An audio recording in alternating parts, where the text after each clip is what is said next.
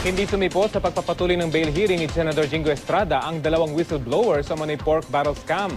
Ang Sandigan Bayan, umalma na. May ulap on the spot si Mark Salazar. Mark?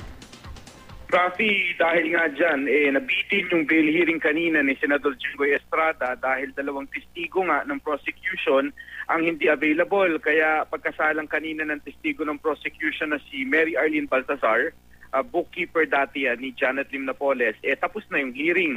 Nagrereklamo na nga tuloy yung Sandigan 5th Division dahil sa bagal raw ng tinatakbo nila sa bail hearing na dapat nga summary proceeding.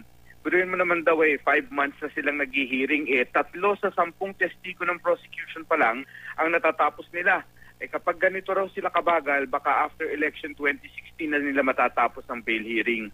Nagsisihan tuloy sa korte ang prosecution at depensa. Ang depensa ang sinisisi ng prosecution dahil puro raw kasi objection, pati raw sa marking lang of evidence, nag-object pa. Sabi naman ng depensa, kasalanan ba nila? Halimbawa, ngayong araw na dalawang testigo ng prosecution ang absent.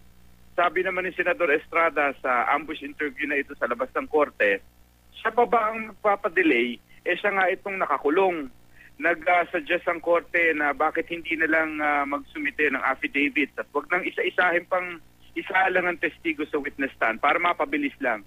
Ayaw naman din ang parehong panig. Kaya sa November 24 na ulit, itutuloy ang hearing sa pagsalang sa mga testigo ng prosecution.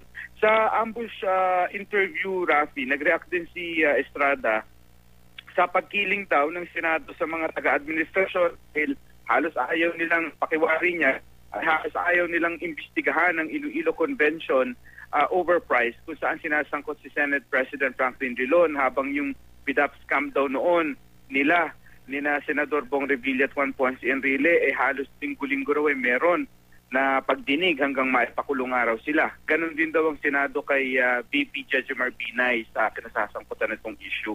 Rafi? Maraming salamat, Mark Salazar.